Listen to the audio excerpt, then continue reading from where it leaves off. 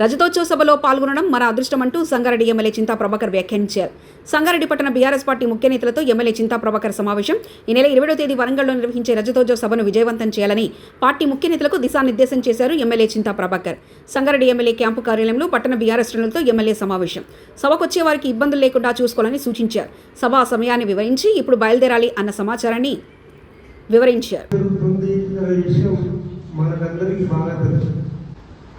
ఈ ఉద్యమ సమయంలో ఎన్నో మీటింగ్లు జరిగాయి. మన వేణుగోపాల్ కానీ, మన రాజేంద్ర కానీ, మరి రాష్ట్ర స్థాయిలో ఎన్నో ధర్నాలు, జాతీయ రహదారి దిగ్బంధాలు, ఇవన్నిటితో పాటు రాష్ట్రం మొత్తం తిరిగినటువంటి సందర్భంలో కేసీఆర్ గారు మొత్తం ఈ రాష్ట్రంలో అనగారిన కులాలు, బడుగు బలహీన వర్గాలు వాళ్ళకు చేతను ఏ రకంగా ఇవ్వాలి, మనం తెలంగాణ తెచ్చుకోలేక అనే ఉద్దేశాన్ని పూర్తి అధ్యయనం చేసినటువంటి మహనీయుడు తన ప్రాణాన్ని సైతం లెక్క చేయకుండా మరి ఆమరణ దీక్ష చేస్తే ఈ తెలంగాణ మనం సాధించుకున్నాం.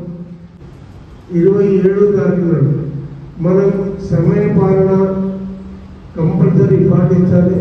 మీరు 10 గంటలా 11 గంటలా మరి అందరికీ చెప్పుకోండి. 11:30కి ఇక్కడి నుంచి బయలుదేరితే సభా ప్రాంగణంలో మనం అక్కడ ఉంటాం. కానీ మనకు ఇంకా ఇప్పుడు ఇందాక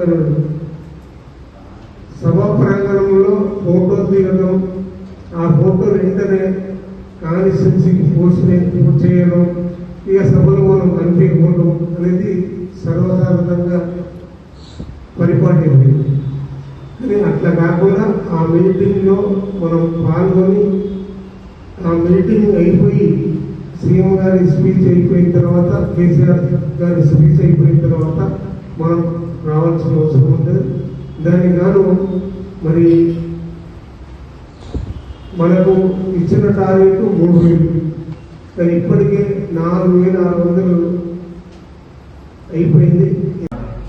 ఇప్పటికే సదాశివపేట మండల్, సదాశివపేట టౌన్, కొల్లాపూర్ మండల్, కంది మండల్, మరి సంగారెడ్డి మండల్ మీటింగ్ జరిగిపోయింది. సంగారెడ్డి టౌన్ మీటింగ్ ఒకటే కావాల్సిందే.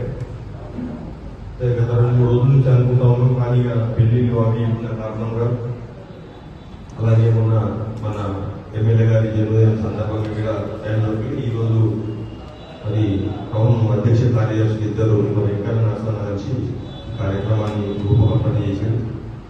టౌన్ మన మీద మొక్కుకోక తప్ప కొన్ని వార్డులలో యాక్టివ్ లేవు. ఉన్న వార్డులలో ఆర్ వెంకటేశ్వర్ గారు ఈరోజు పాల్గొన్నటువంటి ముఖ్యులు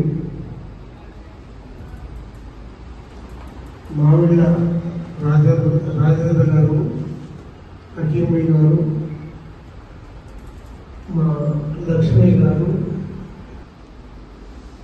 కార్యదర్శి గారు, మైనార్టీ అధ్యక్షుడు గారు, ఆత్మీయ కుటుంబ సభ్యులు అందరికీ గమనించి కష్టపడి పనిచేస్తున్న అందరికీ శిరస్సు నమస్కారం తెలియజేస్తున్నాం.